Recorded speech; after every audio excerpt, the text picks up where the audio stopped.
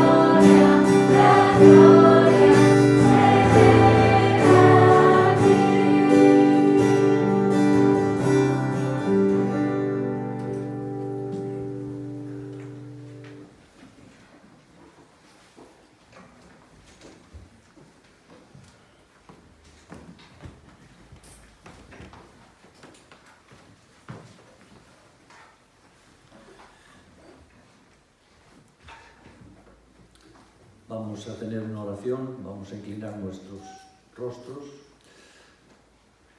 Padre nuestro que estás en los cielos, santificado sea tu nombre. Te alabamos, te bendecimos y te adoramos como acabamos de cantar. Y te damos a ti toda la gloria, porque tú eres un Dios de amor, un Dios de felicidad, un Dios fiel también para cada uno de nosotros, un Dios que nos da todo lo que necesitamos como creyentes, nos das el gozo, la paz, el amor, todo lo necesario para nuestro vivir diario, para nuestro caminar diario y para nuestra convivencia también con nuestros hermanos en la fe y también con aquellos que todavía no son tus hijos.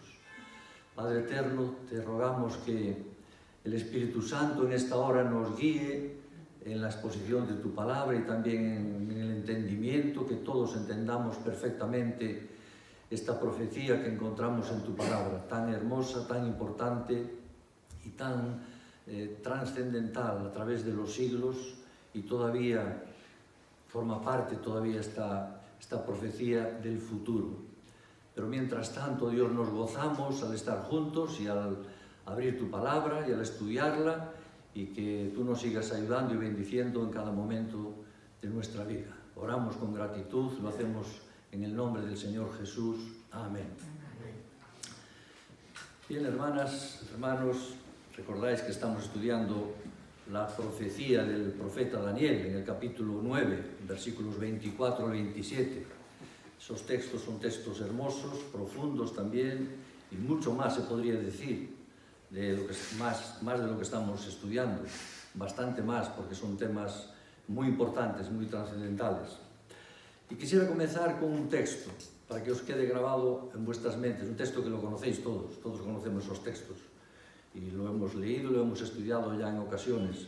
Es un texto que el apóstol Pablo le recomienda a la iglesia en Tesalónica, en 1 Tesalonicenses capítulo 5, sabéis que Tesalonicenses tiene 5 capítulos, la primera epístola, y en los últimos versículos les exhorta y les anima, les advierte.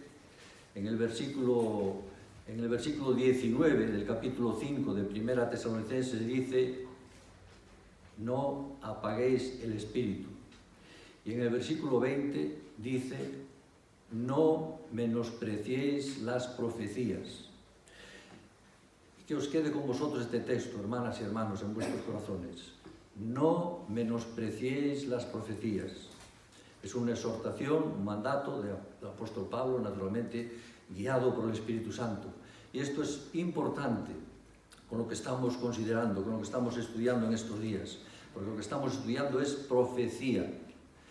Y todos sabemos lo que significa menospreciar. Todos sabemos lo que significa menospreciar, ¿verdad? Tener en poco, despreciar, no hacerle mucho caso a algún producto, a alguna cosa, a alguna persona, a algún político que menospreciamos, lo tenemos ahí arrinconado. Exacto, todos sabemos exactamente lo que significa la palabra menospreciar. Y la palabra de Dios nos dice: no menospreciéis las profecías. Bien, ahora, ¿cuándo empezó a funcionar esta profecía? ¿Cuándo empezó a ponerse en marcha? ¿Cuándo empezó a correr esta profecía que estamos estudiando, de Daniel 9, del 24 al 27? ¿Cuándo tocó Dios el dedo divino, su dedo, su mano? ¿Cuándo puso su mano en el botón de inicio? ¿Cuándo comenzó a funcionar? Y hemos visto ya a partir del versículo 25 cuál es la fecha correcta, y es de la emisión de un decreto para restaurar y reconstruir Jerusalén. Lo hemos considerado ya la vez pasada en el versículo 25. Vamos a leer estos dos versículos, el 25 y el 26, que el 26 es el que vamos a estudiar en esta tarde. Dice el versículo 25 del capítulo 9 de Daniel: sabe pues y entiende que desde la salida de la orden para restaurar y edificar a Jerusalén hasta el Mesías príncipe, habrá 7 semanas y 62 semanas. Se volverá a edificar la plaza y el muro en tiempos angustiosos. Este versículo ya lo hemos considerado ahora. Versículo 26, que es el que vamos a estudiar hoy. Y después de las 62 semanas, se quitará la vida al Mesías, mas no por sí, y el pueblo de un príncipe que ha de venir destruirá la ciudad y el santuario, y su fin será con inundación, y hasta el fin de la guerra durarán las devastaciones. Y el momento en que entró ese decreto, casi 100 años después de la muerte de Daniel, es el momento en que el dedo de Dios, la mano de Dios, tocó el botón de inicio y estos 490 años comenzaron a funcionar. Es decir, las 70 semanas, son 490 años. Las 70 semanas son semanas de 7 años. Y hemos visto ya ese decreto, que lo hemos visto ya la vez pasada, que ese decreto aparece allí en el libro de Nehemías. Recordaréis, Nehemías capítulo 2. Nehemías capítulo 2, ahí aparece ese decreto, que tuvo lugar en el mes de Nisan y en el año 20 de Artajerjes. Y cuando estudiamos bien a fondo, tal vez nosotros no, pero otros siervos de Dios, grandes siervos de Dios y grandes teólogos estudiaron a fondo este tema y estos días y estos meses y estos años, y sale exactamente el 5 de marzo del año 444 a.C., naturalmente. El 5 de marzo del año 444, eso lo hemos visto la vez pasada. Ahora, una vez que la mano de Dios toca ese botón de inicio del reloj, el reloj comienza a funcionar, y comienza a funcionar durante ¿cuántos años? 483 años, durante 69 semanas. Falta una semana, que son 7 años, entonces son 483 años. Y se detendrá exactamente cuando se detiene. Lo hemos considerado la vez pasada, el miércoles pasado, lo hemos considerado. Se detiene el Domingo de Ramos. El Domingo de Ramos es cuando el reloj se para. El Domingo de Ramos se para el reloj. Y esto lo vemos en el versículo 25. Desde ese decreto hasta el Mesías príncipe habrá 7 semanas y 62 semanas, que son 69 semanas, es decir, 483 años. Disculpadme que recalque un poco esto, pero es para que entendamos bien, que nos quede bien grabado todas estas fechas, porque a veces nos podemos hacer un pequeño lío, espero que no. Y entonces son 483 años, y como cada año tiene, en el Antiguo Testamento tenía 360 días, recordaréis, eso suma una cantidad de 173.880 días, lo hemos visto la vez pasada. Y hemos visto que matemáticamente eso es exactamente lo que pasó. Y hay 173.880 días, o 483 años, o 69 semanas, entre Nehemías capítulo 2 y cuando apareció el Domingo de Ramos, cuando Jesús apareció en un pollino, un asno, aquel Domingo de Ramos. Ahora, si las primeras 69 semanas se cumplieron literalmente, entonces la semana restante, que son 7 años, la semana 70, se cumplirá también.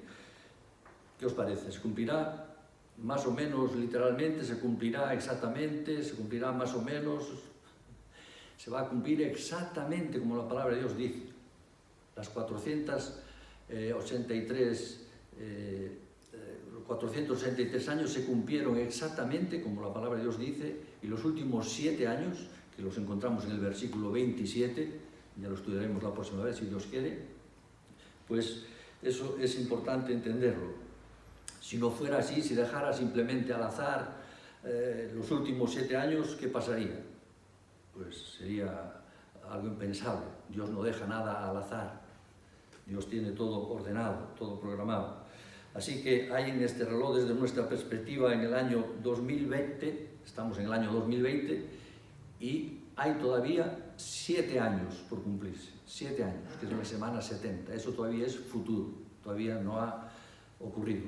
Ahora, entre el final del año 483, que es el final de la semana 69, que ocurrió el Domingo de Ramos, pero antes del comienzo del año 484, o antes del comienzo de los últimos 7 años de la profecía, para entenderlo mejor, antes de que comience la semana 70, pues hay un intervalo de tiempo, y aquí el tiempo no está determinado. y al menos que entendamos que hay un vacío entre el versículo 26 de la profecía y el comienzo del versículo 27, realmente no entendemos lo que Dios está haciendo en el presente, ni lo que realmente entenderemos cuál es la función de la Iglesia. Ahora, gran parte de la Iglesia a lo largo de su historia ha tratado de tomar el lugar de Israel, y sin embargo un estudio cuidadoso de esta profecía revela, nos indica que no somos Israel. La Iglesia no es Israel. No hemos tomado el lugar de Israel. La Iglesia no ha tomado el lugar de Israel. De hecho, quedan 7 últimos años en el reloj de Israel, y en este gran intervalo de tiempo que vamos a tratar ahora en esta noche, pues está aquí, en esta profecía. Dios está haciendo algo completamente único en esta era, en esta época, en este paréntesis en el que estamos ahora, llamado Iglesia. Dios está haciendo algo único. Así que el dedo divino, el dedo de Dios tocó el botón de inicio en Nehemías 2, el reloj comenzó hasta el día exacto, hasta el Domingo de Ramos, y luego toca el botón de pausa al final de la semana del año 483. Está parado el reloj de Dios, de momento está parado todavía ahí con respecto a Israel, con relación a Israel. El reloj de Dios está parado. Y durante los últimos 2000 años ese dedo divino, por decirlo de alguna manera, para entenderlo, pues sigue ahí tocando en la pausa, está ahí parado ese decreto. Y hasta que el botón de inicio de nuevo y el reloj finalmente alcanzará su conclusión asignada, y hasta que en ese tiempo suceda, estamos viendo que esta era se llama la Iglesia. Hasta que eso ocurra, hasta que la semana 70 comience, se llama Iglesia. Ahora, y lo que quiero compartir brevemente con vosotros en esta noche son 4 razones por las que existe realmente este vacío, este paréntesis, esta brecha de tiempo. Así que la razón número 1 es la siguiente. Al final del año 483, que es al final de la semana 69, pero antes del comienzo de la semana 70, deben tener lugar 2 eventos. Y 2 eventos deben transcurrir, y cuando entendemos cuáles son esos 2 eventos, podemos ver claramente que tiene que haber algún tipo de pausa, de paréntesis, de vacío en la acción, y la pausa que comienza el Domingo de Ramos. Ahora, ¿qué es lo primero que tiene que pasar? ¿Qué es lo primero que tiene que ocurrir? El Mesías debe ser crucificado. El Mesías debe ser crucificado. Es lo que dice aquí el versículo 25, dice, y edificar a Jerusalén hasta el Mesías príncipe habrá 7 semanas, y 62 semanas se volverá a edificar la plaza y el muro en tiempos angustiosos, y después de las 62 semanas se quitará la vida al Mesías, después de las 62 semanas, es decir, 62 más 7, como encontramos en el versículo 25, 7 semanas, y luego las 62 semanas, son 69 semanas. Entonces el Mesías va a ser crucificado, tiene que ir a la cruz, tiene que morir, es lo que dice aquí la palabra de Dios. Y esto lo vemos muy bien en este versículo 26. Ahora, cuando habla que el Mesías sea cortado, habla de que viene a la nación de Israel, presenta sus credenciales, presenta el Señor sus credenciales mesiánicas, y presenta a la nación de Israel. ¿Israel qué hace? Pues rechaza. El Mesías, cuando presenta esas credenciales, es rechazado. Israel, el pueblo de Israel, la nación de Israel, no quiere nada del Señor, es rechazado por esa nación, y ese rechazo fue ratificado en la última instancia en la crucifixión, sucediendo días después del Domingo de Ramos, como sabéis, por los Evangelios. Ahora, notaremos que en el versículo 25, el versículo que vimos la última vez, se refiere a Jesús como Mesías el príncipe. Mesías el príncipe. ¿Por qué se le llama Mesías el príncipe en vez de Mesías el rey, por ejemplo? Debía ser Mesías el rey, y pone Mesías el príncipe. ¿Y por qué? Pues le llama Mesías el príncipe porque nunca fue recibido como rey por su propia nación. Nunca. Fue rechazado por su propia nación. Entonces no podía ejercer como rey, no podía ejercer como... Si la nación de Israel hubiera entronizado y aceptado a Cristo, entonces habría sido el rey. Pero en este momento no está reinando. Cristo no está reinando como rey, no está funcionando como rey. Ese papel, esa función tendrá lugar una vez que transcurran los últimos 7 años de la profecía. Cuando termine la semana 70, que son los 7 años que faltan, cuando termine, ahí cuando Cristo descienda ya literalmente a la tierra, ahí es cuando comienza ya el reinado de Cristo. Yo creo que eso todos lo sabemos. Pero en este momento no está reinando como rey. ¿Sabéis lo que se necesita? Que 3 cosas importantes se necesitan para que haya un reinado. Yo creo que lo sabemos y no vamos a ir muy lejos porque aquí en España tenemos un reinado. ¿Qué se necesita? 3 cosas importantes. Se necesita un rey, para que haya un reinado, un rey. ¿Qué más se necesita? Un territorio, un país, una nación, ¿y qué más? Y los súbditos, las personas, los habitantes de ese país. Eso es sentido común, nos dice eso. Como mínimo 3 cosas son necesarias. Y nosotros aquí en España pues tenemos esas 3 cosas. Tenemos un rey, tenemos un territorio y tenemos un súbdito de personas. Tenemos las personas, los habitantes de ese país.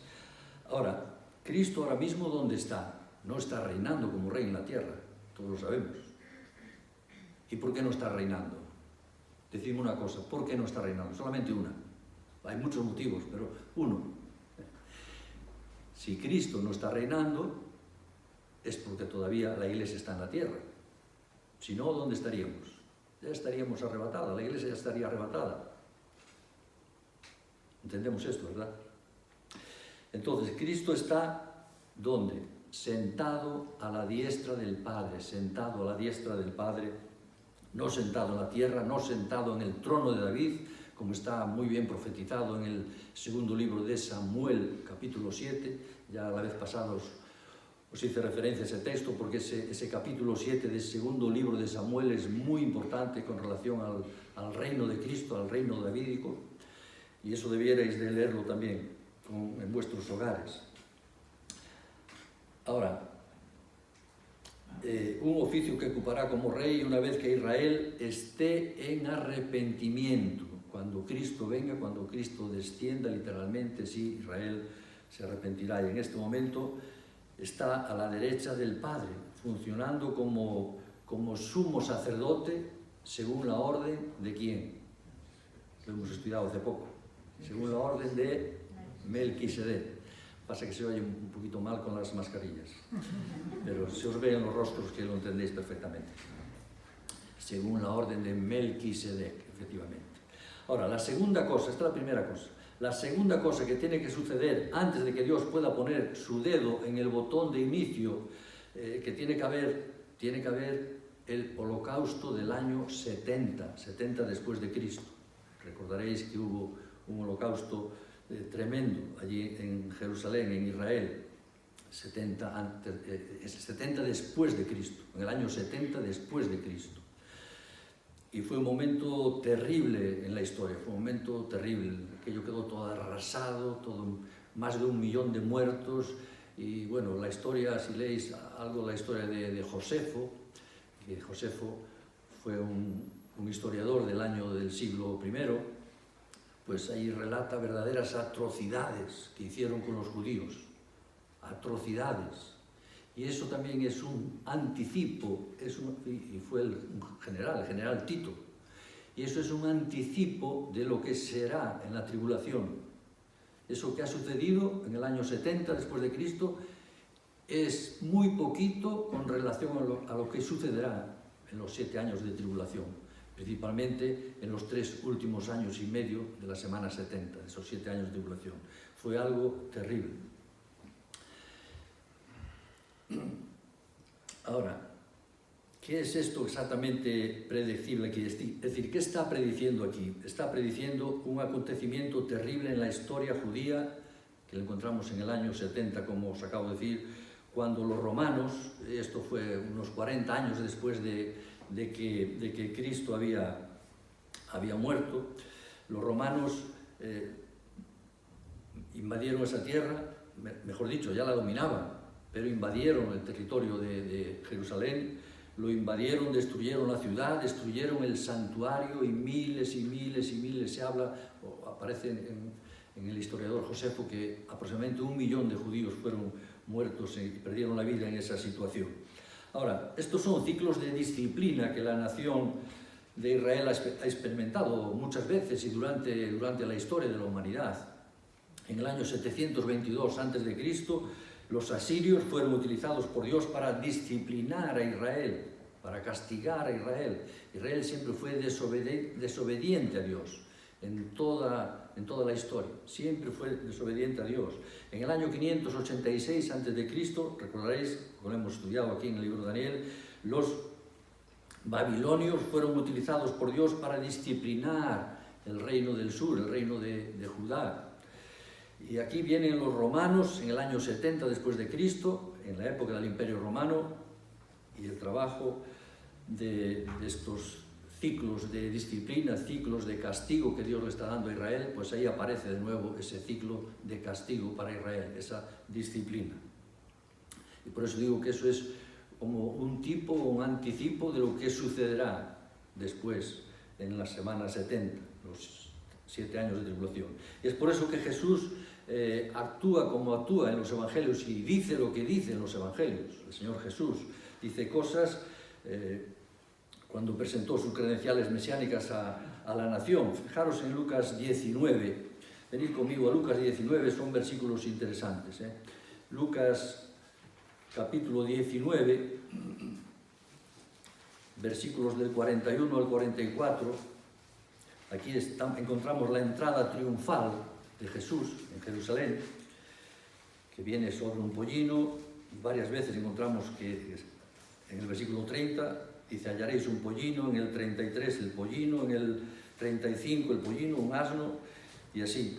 Y en el versículo 38 de este capítulo 19 de Lucas decían: bendito el Rey que viene en nombre del Señor, paz en el cielo y gloria en las alturas. Fijaros, fue recibido así de esa manera, pero dice el versículo 41, y este versículo son los que me gustaría que viésemos.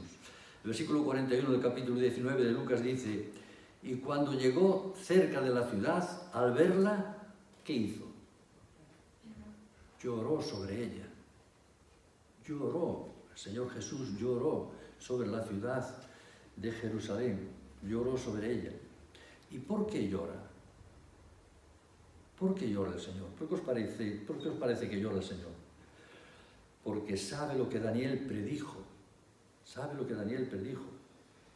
Su rechazo y los terribles acontecimientos 40 años después de que Cristo murió, en el año 70, y el versículo 42 dice, el versículo 42 de este capítulo 19 de Lucas dice: diciendo: oh, si también tú conocieses a lo menos en este tu día, lo que es para tu paz, mas ahora está encubierto de tus ojos, porque vendrán días sobre ti cuando tus enemigos te rodearán con vallado y te sitiarán y por todas partes te estrecharán y te derribarán a tierra y a tus hijos dentro de ti, y no dejarán en ti piedra sobre piedra, por cuanto no conociste ¿el qué? Esta palabra es muy importante. No conociste el tiempo de tu visitación. No conociste el tiempo de tu visitación. Y esto lo encontramos también muy bien detallado en este mismo Evangelio de Lucas, en el capítulo 1. Capítulo 1, allí encontramos a Zacarías, en aquel mensaje de Zacarías, después que Zacarías ya pudo hablar, sabéis que se quedó mudo durante un tiempo, y a partir del versículo 68, Lucas 1, 68, hasta el último versículo, que es el 80, pues ahí aparece muy bien detallado todo esto, el tiempo de la visitación, por qué Cristo vino y para qué vino. Y dice aquí, por cuanto no conociste el tiempo, Jerusalén, no conociste el tiempo. Ahora, en otras palabras, el reino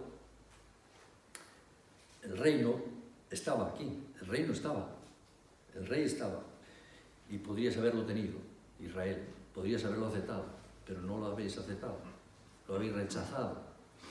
Esa es la situación. Pero ahora se han ocultado ante tus ojos. Por eso dice que no quedará piedra sobre piedra. Y efectivamente, no quedó piedra sobre piedra. Y mucho fue porque el templo ardió y ardió todo, y al arder, pues, todo lo que había de oro se derritió con el calor y ese quedó sobre las piedras, ese oro, y luego los que quedaron vivos, pues, fueron a raspar todo ese oro que había pegado en las piedras, quedar incrustado allí, no quedó piedra sobre piedra, exactamente como el Señor lo profetizó, exactamente. Ahora, eso es exactamente lo que los romanos le hicieron a los judíos en el año 70. Ahora, Daniel, ¿en qué año estamos aquí con Daniel? ¿En qué año estamos? ¿Recordáis? En el año 538, en el año 538. Y hace referencia al templo que los romanos destruirían en un futuro. Para Daniel era futuro eso. Para Daniel era futuro lo que estaba diciendo aquí en el versículo 26. Era futuro todavía para Daniel. Por eso que eso es importante. Y hay en la historia judía cuatro templos muy importantes. Un templo pasado ya, que es el templo de Salomón, digo pasado para Daniel, desde la perspectiva de Daniel, y 3 de futuro, desde la perspectiva de Daniel. Desde nuestra perspectiva del año 2020, pues hay 2 templos en futuro todavía, que se van a edificar, y muy pronto se va a edificar el tercero, que es el que el anticristo se pondrá allí, etcétera, etcétera. Eso lo encontramos muy bien en 2 Tesalonicenses capítulo 2 y Apocalipsis capítulo 13, etcétera. Pero volviendo al tema al segundo templo, que para Daniel todavía era futuro, el templo del que está hablando aquí en el versículo 26 es el segundo templo que fue reconstruido por los retornados, por los que fue destruido por los romanos en el año 70. Y Daniel está viendo que ese segundo templo está entrando en funcionamiento, está entrando en existencia, lo está viendo destruido, aquí en por medio de la profecía, y lo está viendo proféticamente antes de que existiera. Fijaros si es exacto la palabra de Dios. Y el año, como hemos dicho, es el 538, y ese templo no sería reconstruido hasta el año 515 antes de Cristo. Ahora, ¿y qué dijo Jesús en Lucas 19? No se dejará ni una piedra sobre piedra, y así se cumplió. Ahora, la segunda razón del paréntesis de este vacío, de esta brecha que encontramos entre la semana 69 y la 70, son las 6 profecías mencionadas en el versículo 24, que ya lo hemos estudiado también en su día. Estas 6 profecías del versículo 24. Si la profecía hubiera seguido corriendo simultáneamente, si no hubiese parado ahí en la semana 69, se habrían cumplido 7 años ya después del domingo de Ramos. Se habrían cumplido 7 años y todavía no se ha cumplido. No se ha cumplido todavía eso que está anunciado aquí en el versículo 24. Todo lo que está en el versículo 24, parte todavía está por cumplir. 6 profecías se cumplirán cuando el reloj llegue al fin del año 490, que son las 70 semanas. Y fijaros el versículo 24, lo hemos considerado ya, pero dice: 70 semanas están determinadas sobre tu pueblo y sobre tu santa ciudad. ¿Para qué? Y aquí están estas 6 bendiciones que el Señor iba a realizar sobre Israel. Para terminar la prevaricación, poner fin al pecado y expiar la iniquidad, para traer la justicia perdurable, sellar la visión y la profecía y ungir al santo de los santos. ¿En dónde? En el lugar santísimo, en el templo, en el nuevo templo. Y dice aquí, para traer la justicia perdurable. ¿Qué os parece? ¿Israel está viviendo ya en la justicia perdurable? No, lamentablemente no, todavía no. Por eso que esto todavía no se ha cumplido. Entonces, la semana 70 todavía no comenzó y por eso tenemos el hueco de la semana, entre la semana 69 y la 70. Ahora, hemos visto esas 6 profecías ya en su día, hace 3 semanas, con gran detalle, y podemos resumirlas como la restauración política y espiritual de la nación de Israel. Esa será la restauración política y espiritual de Israel. Ahora, ¿qué os parece? ¿La nación de Israel fue restaurada políticamente y espiritualmente 7 años después del Domingo de Ramos? Si os hago esta pregunta, ¿qué me diréis? ¿Fue restaurada Israel políticamente, espiritualmente, después del Domingo de Ramos? No, por supuesto que no. Incluso hoy en día, aunque los judíos han sido reabastecidos, es decir, ahora pues Israel es un país fuerte, potente, con poderío militar incluso, y se vive muy bien en Israel, pero ella no ha sido regenerada todavía. Los judíos todavía viven en su incredulidad. La nación todavía no está en la restauración espiritual, ella no ha sido todavía regenerada, y esto es una prueba más de que en algún momento esta profecía fue puesta en espera. La semana 70 fue puesta en espera, porque si todo esto ya se cumpliera, lo del versículo 24, entonces ya Cristo estaría reinando. Pero como Cristo no está reinando, todavía no se cumplió la semana 70. Entonces estamos ahí en ese paréntesis. La Iglesia está ahí entre las semanas 69 y las 70. Y esto es una prueba más de que en algún momento esta profecía fue puesta en espera y sigue en espera incluso en nuestros días actuales. Está en espera todavía. La tercera razón por la que creo que hay un paréntesis indicado en esta profecía es que Jesús mismo creía que ese paréntesis estaba ahí. Jesús mismo. En Daniel 9:27, el versículo 27, que es el que vamos a considerar la próxima vez si Dios quiere, es citado por Cristo mismo cuando estaba en la tierra en lo que se llama el discurso del Monte de los Olivos. Discurso del Monte de los Olivos. Y lo llamamos el discurso del Monte de los Olivos porque Jesús dio este discurso en ese monte, en el Monte de los Olivos precisamente.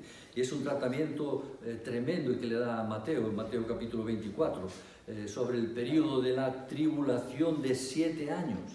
Ahí aparecen los 7 años de tribulación que va a pasar la nación de Israel. Y justo en medio de ese discurso Jesús, el Señor Jesús, que sabéis que Jesús es el mejor intérprete de la palabra de Dios, ¿sí o no? ¿Quién puede mejor que el Señor Jesús interpretar su palabra? Mejor Él que nadie de nosotros. Sin embargo, ahí aparece. Y fijaros en Mateo capítulo 24, versículo 15, vamos a ir ahí un momento para que veáis. Mateo, este capítulo 24 de Mateo es muy, muy importante también, muy, muy importante, escatológicamente hablando. Y también el capítulo 25, pero el 24 es importante, fijaros. Mateo 24, versículo 15, ¿qué dice? Dice, por tanto, está hablando acerca de todo lo que ocurrirá, dice, por tanto, cuando veáis en el lugar santo, ya sabemos cuál es el lugar santo, la abominación desoladora de que habló, ¿quién? ¿Qué dice? El profeta Daniel, el que lee, entienda. El profeta Daniel, que habló el profeta Daniel. El mismo Señor Jesús citó este versículo 27, el que vamos a considerar, no estamos considerándolo hoy, es futuro, es la semana 70 de Daniel. Pues en esa semana 70 habrá verdaderas barbaridades, atrocidades se cometerán en esos 7 años de tribulación, principalmente en los 3,5 últimos años. Por eso el Señor Jesús ya está avisando aquí, ya está avisando. El Señor Jesús conocía perfectamente, será un tiempo de angustia como en el que el mundo nunca ha visto, nunca ha vivido. Lo vemos también en el versículo 20, 21 y 22, volviendo a Lucas. Yo quité la página, pero si queréis lo vemos Mateo 24. Mateo 24, fijaros de nuevo en los versículos 21 y 22. Dice, porque habrá entonces gran tribulación, cual no la ha habido desde el principio del mundo hasta ahora, ni la habrá. Fijaros cómo será la tribulación. No la ha habido, lo dice el Señor Jesús. Son palabras del Señor Jesucristo, no son palabras humanas. No la ha habido desde el principio del mundo hasta ahora, ni la habrá. Y si aquellos días no fuesen acortados, versículo 22 dice, ¿qué dice? Nadie sería salvo. Esta palabrita, salvo, a veces se entiende mal, porque no se refiere a la salvación del ser humano, la salvación eterna. No se refiere al creer, aceptar al Señor y ser salvo, no. Se refiere a quedar con vida. Nadie quedaría con vida. Fijaros qué terrible tribulación será. Nadie quedaría con vida si eso no es acortado. Nadie quedará con vida. Será un tiempo terrible de angustia para toda la tierra y también para Israel. Ahora, cuando Jesús aludió, cuando Jesús mismo hizo referencia a la parte de la profecía que aún no ha transcurrido, los últimos 7 años de la profecía que encontramos en el versículo 27, tomó esa profecía y la puso en el futuro lejano. Nunca indicó que se iba a cumplir en su vida, durante su vida. Jesús nunca dijo que se iba a cumplir eso. Lo puso en un futuro. Y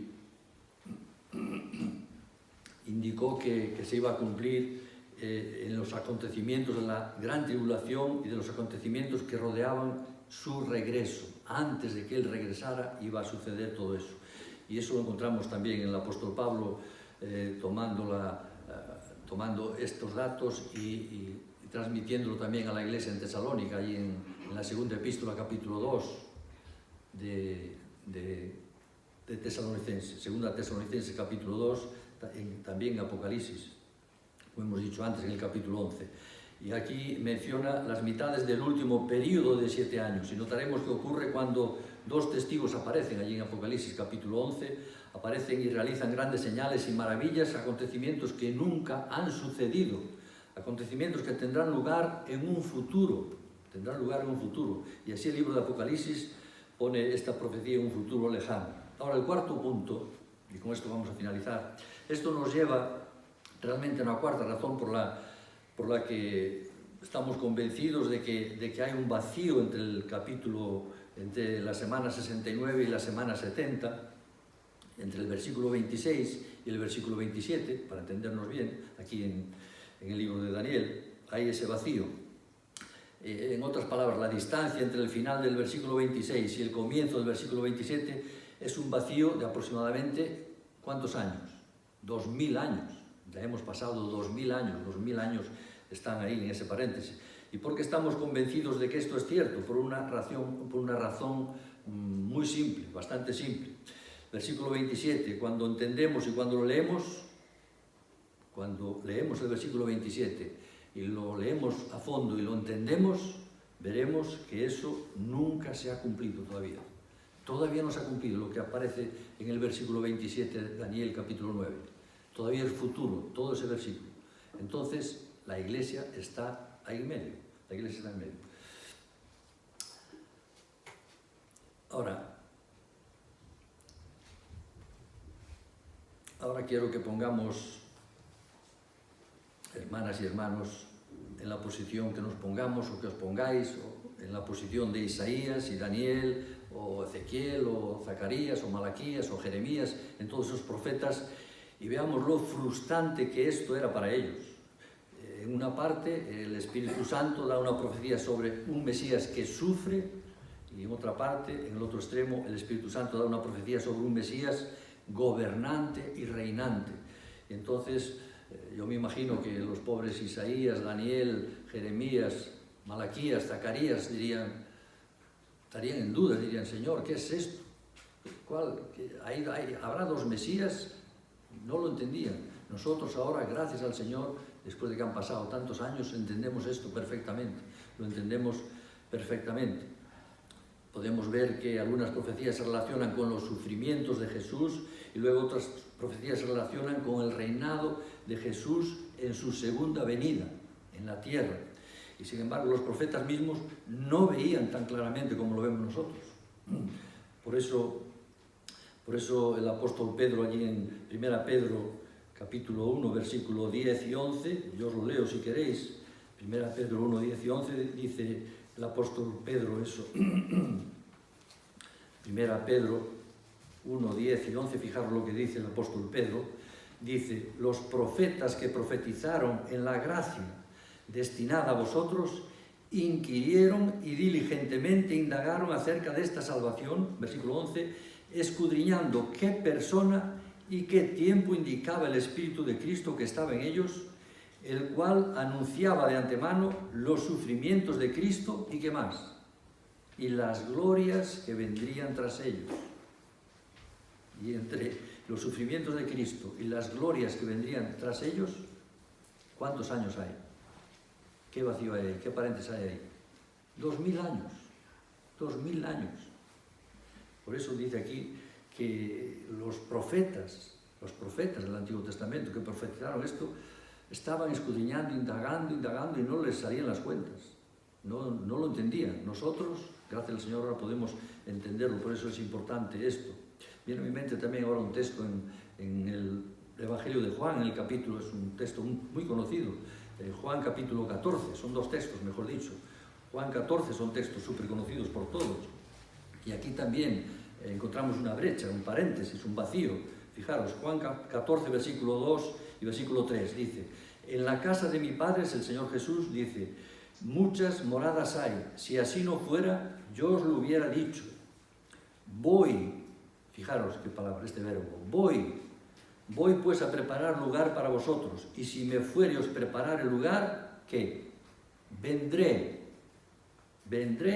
otra vez, dice, vendré otra vez. Fijaros, en el versículo 2 dice, voy, Él asciende, Él sube los cielos. Luego dice, vendré. ¿Y cuántos años han pasado? ¿Cuántos años pasaron ya? Desde que dijo, voy y vendré. Pues ya han pasado 2000 años aproximadamente. Es la época de la Iglesia. Os explico todo esto para que entendamos este paréntesis de la Iglesia, hermanas y hermanos.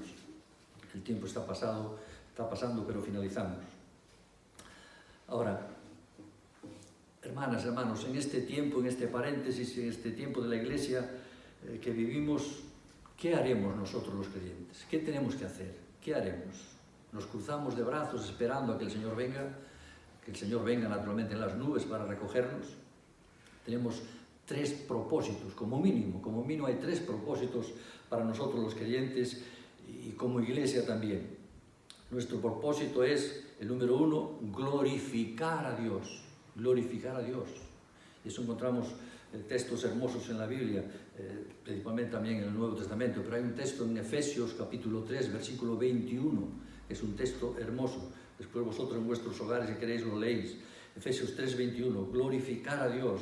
El número 2, para edificar a los santos. Nosotros tenemos que estar aquí mientras el Señor nos tenga aquí, para edificar a los santos, para edificar a los demás creyentes. Y espero que esto esté sucediendo a través de este ministerio y a través del ministerio, de cada ministerio que se realiza en esta iglesia cada domingo y cada miércoles y cada vez que la iglesia se reúne. Edificar a los santos. Y el número 3, no solo debemos sentarnos aquí, disfrutar, cantar, empaparnos de la palabra de Dios, recibir, sino algo más. Debemos tomar la fortaleza que recibimos de la iglesia, los estímulos, los ánimos que recibimos en la iglesia y salir de estas 4 paredes y convertirnos en ovejas sanas, ¿Y sabéis qué hacen las ovejas sanas? Las ovejas sanas lo que hacen es reproducirse, se reproducen. Y eso es lo que nosotros tenemos que hacer, salir, predicar, anunciar, hablar a los demás, para que muchas personas se arrepientan. Nuestro llamamiento es el cumplimiento evangelizador de la gran comisión, hermanas y hermanos. No somos la nación de Israel Nunca hemos sido la nación de Israel y Dios tiene un propósito pasado y un propósito futuro para Israel, pero estamos viviendo en un intermedio entre esas dos cosas. Estamos viviendo en un intervalo de tiempo llamado la era de la Iglesia. Y empezó en Hechos capítulo 2, como todos sabemos, y continuará ¿hasta cuándo? ¿Hasta cuándo continuará? Hasta el día del arrebatamiento, cuando Cristo venga en las nubes, que no sabemos cuándo será. Puede ser esta noche, puede ser mañana, al mediodía, dentro de una semana, dentro de un año, dentro de 10 años, pero esperamos ese hermoso día, hermanas y hermanos, cuando Cristo venga y nos recoja para estar con Él por toda la eternidad. Que el Señor nos ayude. Vamos a orar.